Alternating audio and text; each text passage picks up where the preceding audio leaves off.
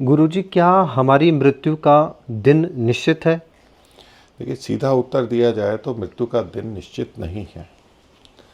मृत्यु कभी भी हो सकती है।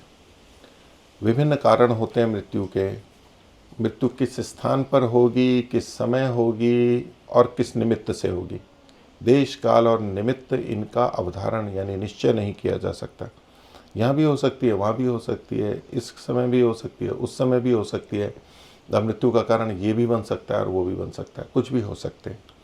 तो ये चूंकि अनियत है और उसमें बहुत बड़ा कारण है कि हम कर्म करने में स्वतंत्र है, मनुष्य भी स्वतंत्र है, स्वयं भी स्वतंत्र है, हम दूसरे भी स्वतंत्र हैं। और उस स्वतंत्रता के चलते हम कहाँ हैं अभी, कौन सा समय है, किस परिस्थिति में है और कौन सा कारण बनता है, तो ये भिन्न भिन्न हो सकते हैं। दूसरा, आयु हमारी उस तरह से निश्चित नहीं होती कि निश्चित दिन समय पर ही हमारे प्राण छूटेंगे या आत्मा निकल करके जाएगी, ऐसा नहीं होता है। अब जब हम ऐसा मानते हैं, हमारे समाज में बहुत बड़ा वर्ग ये मानता है, तो उसका कारण है कि कर्मों का फल तो निश्चित होता है, वो परमात्मा कर्मों का फल देता है। तो जो आयु भी हमें कर्म फल के रूप में मिली है, तो जितने जैसे कर्म है उसके अनुसार आयु मिली है।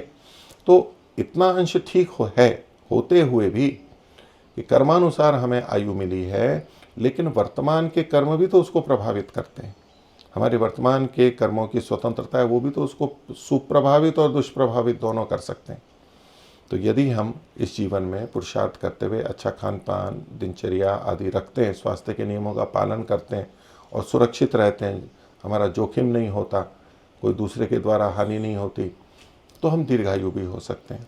लेकिन हमारा जीवन यदि ऐसा है, स्वास्थ्य के विपरीत चलते हैं, चिकित्सा नहीं करवाते, नियमों का पालन नहीं करते, आहार विहार ठीक नहीं है, अथवा हम ऐसा कार्य करते हैं जैसे सेना में है, कोई जोखिम का काम है, छतों पे कुछ करते हैं, ऊंचे ऊंचे जगह पे, ऊंचे पेड़ों पे और विभिन्न स्थानों में जहाँ दुर्घटनाएं अधिक होती हैं, तो हमारे मरने की संभावनाएं अधिक हो जाती हैं। तो इसलिए अकाल मृत्यु भी होती है और काल मृत्यु भी होती है, इसलिए मृत्यु का दिन निश्चित नहीं होता है। ओम।